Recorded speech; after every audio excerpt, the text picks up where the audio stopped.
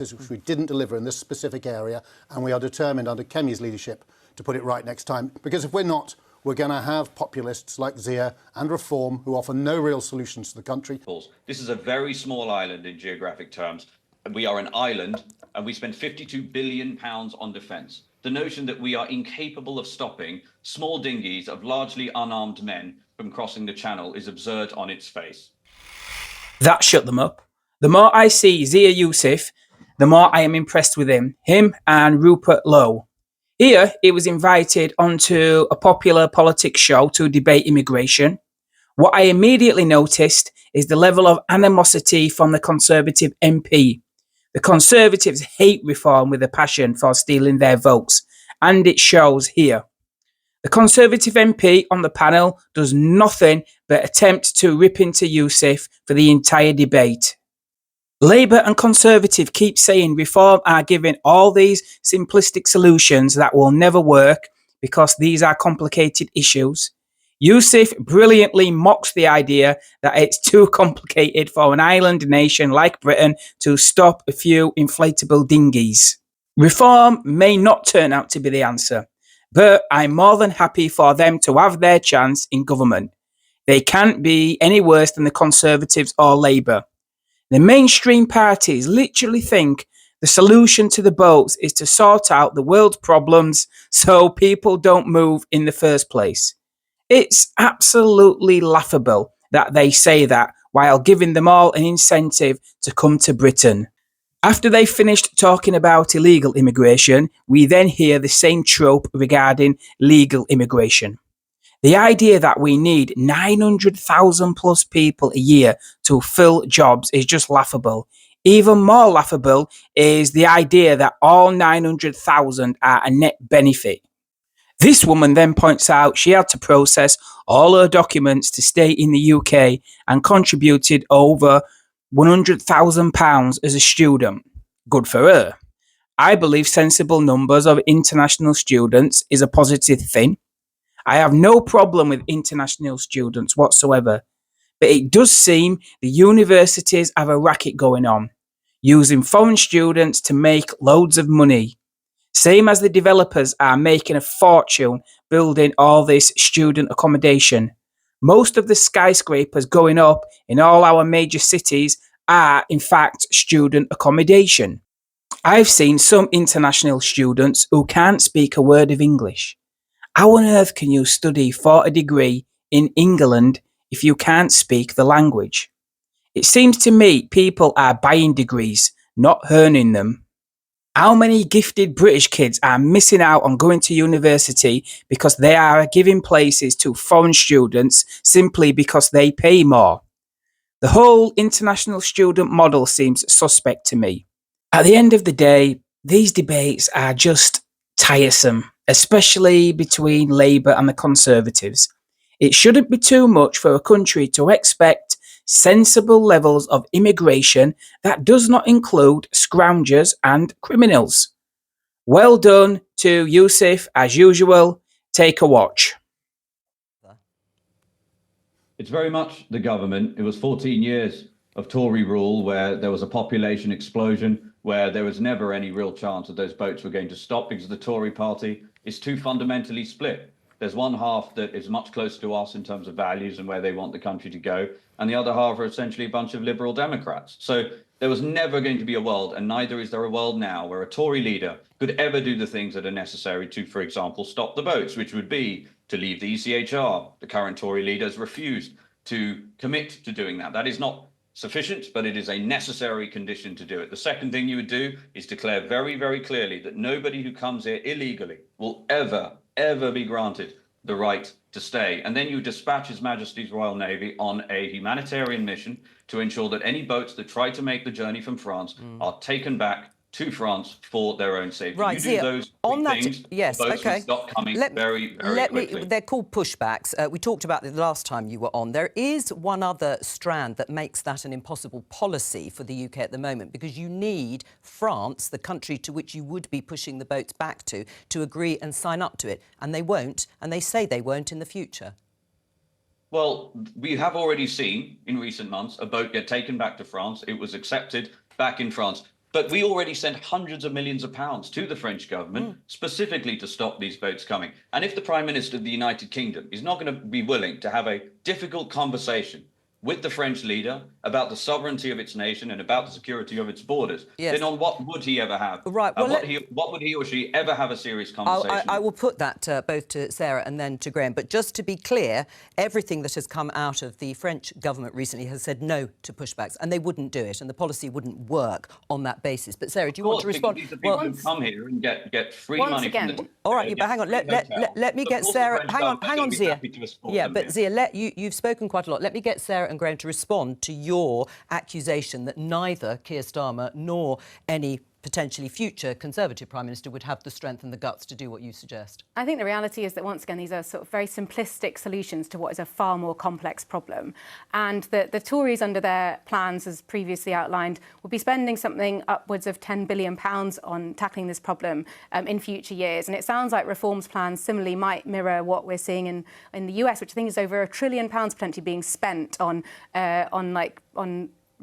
headline policies that probably still won't get to the root cause of the problem, which is you've got to go back to the countries where these people are being sent from. You've got to have the agreements in place. That's why we've not scrapped the things that were working under the previous government with Albania. And today we're talking about new agreements coming forward with the countries like Iraq to, again, tackle the criminal gangs, give the Border Security Command the controls that they need, and tackle it on all grounds. All right, Graham, do you want to respond? Yeah, I mean, as Sarah said, and I think she's right in one thing, which is just the sort of simplistic solutions put forward by Reform. They're brilliant at critiquing a problem and not very good at coming up with the hard, bureaucratic, often dull, tedious detail to make it work. But in direct answer to Zia, I just have to say that Kemi has made it absolutely clear that we'll be reviewing this policy. Hands up.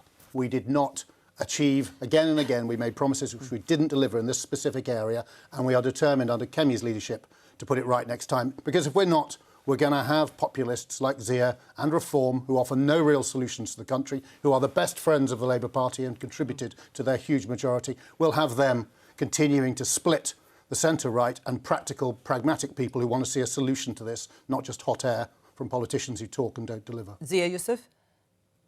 Well, I mean, people listening to this at home, whenever you hear people who have been in office for 14 years talking about these being incredibly difficult problems to solve, let's just go back to first principles. This is a very small island in geographic terms.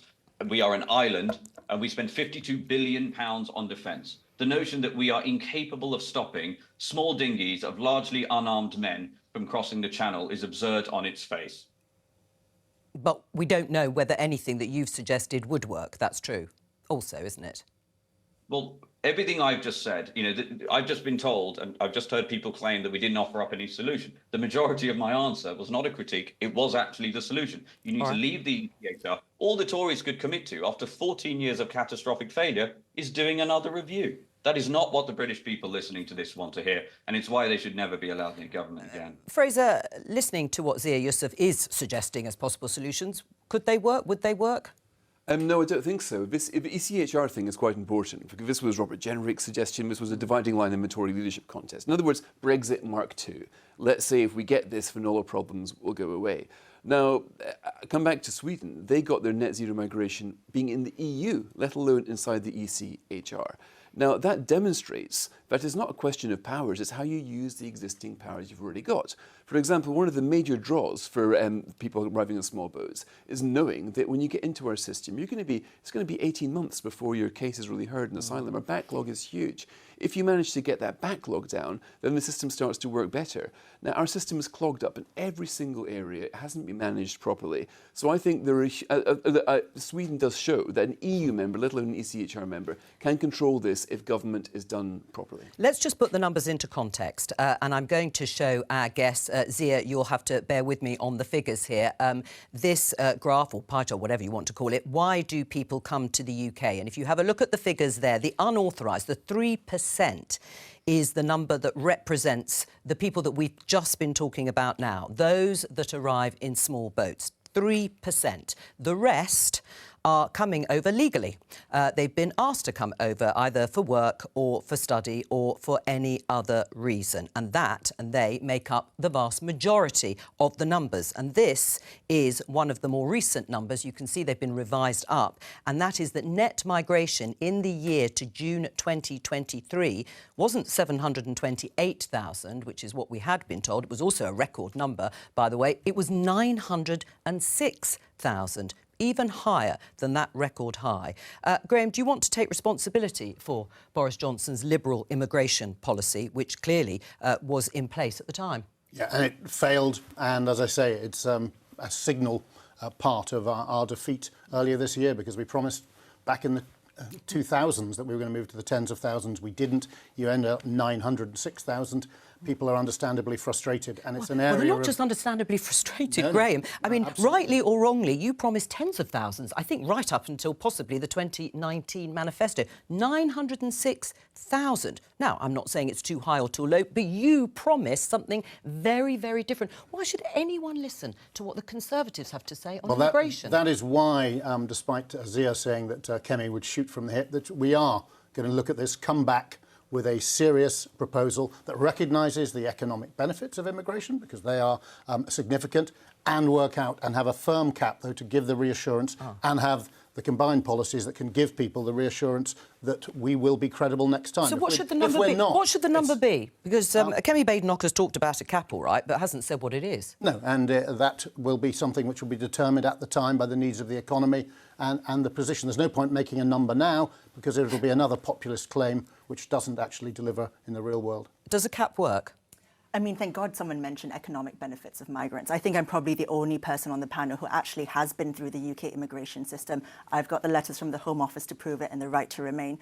The fact is that the vast majority of people who are here in the UK are here completely legally. They're here to work, they're here to study. You talk about industries like nursing, like care home workers. 1 in 5 non-EU workers are in health and care. We have entire industries that are completely dependent on this kind of migrant labour. You can't just cut it down to an arbitrary number, let alone to the tens of thousands, because you would have the wholesale collapse of not just hospitality, you'd have it in health care, you'd have it in universities, very many of whom are completely dependent on overseas Do you agree students. that we should, that having a system which lets in so many people who either aren't working or are on pretty low wages isn't the right approach? People are working. And that's why we proposed, and it was in our manifesto, to increase the earnings requirement by over 40%, precisely in order to make sure that we get the balance right, that we're bringing people in who definitely contribute to the country, like you, rather than people who are a net cost to the country, because we're not in a position to afford people coming here. Where are the British people who are willing to take on low-paid work?